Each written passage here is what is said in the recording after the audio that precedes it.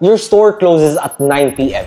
But question to you, do your customers stop browsing at 9 p.m.? Offline, you are bounded by operating hours. But with online, you can now serve people 24/7. And I want to tell you, that's where AI can now make a difference. Because imagine having customer inquire in your business at 2 a.m. in the morning, but someone answers in a kind, polite response. If wala siguro nag-respond during that time, that would have been a missed sale, right?